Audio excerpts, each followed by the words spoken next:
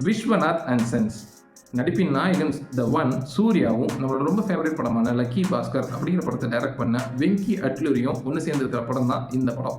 இவங்க ரெண்டு பேரும் ஒன்று சேர்றாங்க அப்படிங்கும் போது எக்ஸ்பெக்டேஷன்ஸ் வேற லெவலாக எகிர்ந்துச்சு. ஆனால் இவங்க ரெண்டு பேரும் சேர்ற இந்த படத்துக்கு ஸ்டோரியோட தீமா அவங்க ஃபேமிலி ட்ராமாவை சூஸ் பண்ணியிருக்காங்க அப்படிங்கும் போதே பல பேருக்கும் ஆச்சரியமாக இருந்தது. அதுலேயும் குறிப்பாக சூர்யா அவரோட கெரியர்லேயே ஹையஸ்ட் கலெக்ஷனை கொடுத்த ஒரு மிகப்பெரிய மாஸ் கமர்ஷியல் ஹிட்டான கருப்பை ரிலீஸ் பண்ணிட்டு அதுலேருந்து அடுத்த படமாக இந்த மாதிரியான ஒரு ஃபேமிலி ட்ராமாவை ரிலீஸ் பண்ணுறாரு அப்படிங்கிறதுக்கே ஒரு மிகப்பெரிய தைரியம் வேணும். அதுக்கே நம்ம சூர்யாவை பாராட்டலாம்.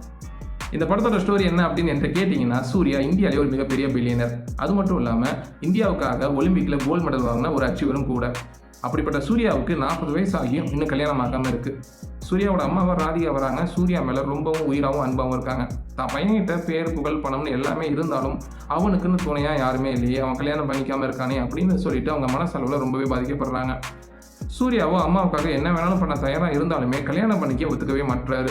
கல்யாணம் வேணான்னு மறுத்துட்டு இருக்கிற சூர்யா திடீர்னு ஒரு குழந்தையோட வந்து நிற்கிறாரு. அதுவும் வேற யார் குழந்தையும் இல்லை, அவரோட சொந்த குழந்தை தான். கல்யாணமே வேணான்னு சொன்னவருக்கு எப்படி திடீர்னு ஒரு குழந்தை வந்துச்சு அப்படிங்கிற ஒரு பேக் ஸ்டோரி அக்செப்டபிளாகவே இருந்தது.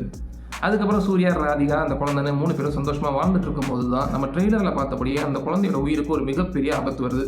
அந்த குழந்தைய காப்பாற்றணும்னா அது மமிதா பைஜுவால் மட்டும்தான் முடியும் அப்படிங்கிற ஒரு சுச்சுவேஷன் வருது. அதனால் அவங்கள தேடி சூர்யா போகிறாரு. அவங்க போனதுக்கப்புறமா என்ன ஆகுது, மமிதா இவங்க லைஃப்குள்ளே வந்தாங்களா, வந்ததுக்கப்புறம் என்னெல்லாம் நடக்குது அப்படிங்கிறது தான் இந்த படமே. இந்த உலகத்தில் எவ்வளோ பேர் இருந்தாலும் அந்த குழந்தைய காப்பாற்ற ஏன் மமிதாவால் மட்டும்தான் முடியும் அப்படிங்கிற ஒரு பேக் ஸ்டோரியும் படத்தில் அக்செப்டபிளாகவே இருக்குது. 40 வயசு ஹீரோ, 20 வயசு பொண்ணு லவ் அப்படிங்கிற ஒரு விஷயம் நம்ம தமிழ் சினிமாவுக்கோ உலக சினிமாவுக்கோ புதுசு இல்லை. ஆனால் இதுக்கு பின்னாடி இவங்க எடுத்துருக்கிற ஒரு சின்ன நாட் புதுசாகவே இருந்தது. ரீசெண்ட் டேஸில் இந்த மாதிரியான ஒரு நாட்டில் எந்த விதமான படமும் வரவே இல்லை. அதை கையாண்ட விதமும் ரொம்ப நல்லாவே இருந்துச்சு. இந்த படம் ஒரு பை லாங்குவேஜ் படம் தான். தமிழ் மற்றும் தெலுங்கு ரெண்டுத்துலையுமே ரிலீஸ் ஆகிற மாதிரி தான் இந்த படத்தை எடுத்திருக்காங்க.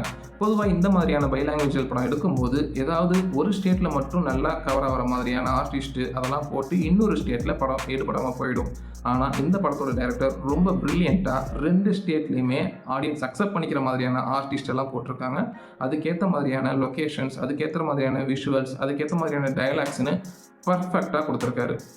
இந்த படத்தில் ஏகப்பட்ட ஆர்டிஸ்ட் நடிச்சிருக்காங்க. கிட்டத்தட்ட ஒரு கூட்டமே இருக்குது. பொதுவாக இவ்வளோ ஆர்டிஸ்ட்டை வச்சு தமிழில் சுந்தர் சி தான் ரொம்ப சக்ஸஸ்ஃபுல்லாக படம் எடுப்பார். பட் ஆந்திராவில் அப்படி இல்லை. மோஸ்ட்லி எல்லா டைரக்டர்ஸுமே அப்படி தான் எடுப்பாங்க. ஸோ வெங்கியுமே அதேமாரி எடுத்திருக்காரு. உண்மையாலே அவ்வளோ பேரை ஸ்க்ரீனில் பார்க்குறதுக்கு ரொம்ப நல்லாவே இருந்தது. என்னதான் இவ்வளோ ஆர்டிஸ்ட் இருந்தாலும் எப்பயுமே ஒருத்தர் 2 பேருக்கு மட்டும்தான் வேல்யூவும் ஸ்கோப்பும் இருக்கும். ஆனால் இந்த படத்தில் அப்படி இல்லை. சூர்யாவுக்கு எந்த அளவுக்கு ஸ்கோப் இருக்கோ அதே அளவுக்கு ஸ்கோப்பு மமிதாவுக்கும் இருக்குது, ராதிகாவுக்கும் இருக்குது. மமிதா பைஜு ஏற்கனவே நம்ம டியூடில் பார்த்துருக்கோம். அந்த படத்துலையுமே அவங்களுக்கு ஆக்டிங் கொஞ்சம் ஸ்கோப் இருந்தது. அவங்களும் நல்லாவே பண்ணியிருந்தாங்க. பட் இருந்தாலுமே அதை பிடிக்காதவங்களும் பல பேர் இருந்தாங்க. ஆனால் இந்த படத்தில் அப்படி இல்லைங்க. மமிதா பெர்ஃபார்மன்ஸில் பின்னி எடுத்துட்டாங்க. சூர்யா ஒரு சைடு பில்லராக இருந்த இந்த படத்தை தூக்கினா இன்னொரு சைடு மமிதா இந்த படத்தை பயங்கரமாக எங்கேயோ கொண்டு போகிறாங்க. ஆக்டிங் வைஸ் மமிதா இந்த படத்தில் நல்லா பண்ணிட்டாங்க.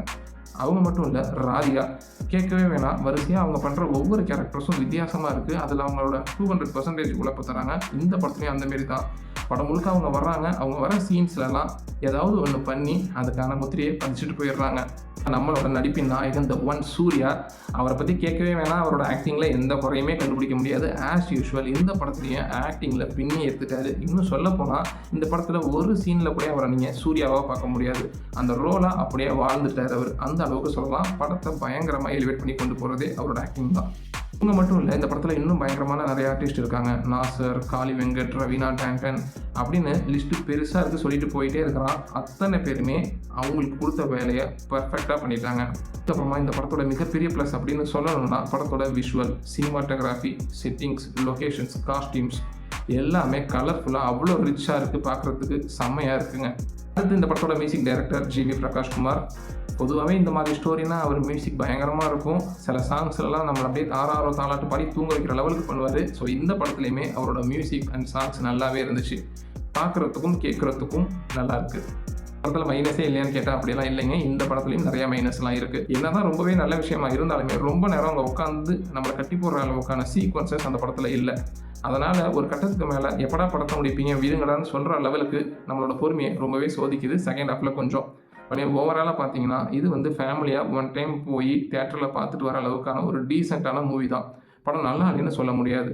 என்னோட பாயிண்ட் ஆஃப் வியூவில் இந்த படம் சூர்யாவுக்கு ஒரு ஹிட்டாக அமையும். ஒரு டீசென்ட் ஹிட்டாக தான் இருக்கும்.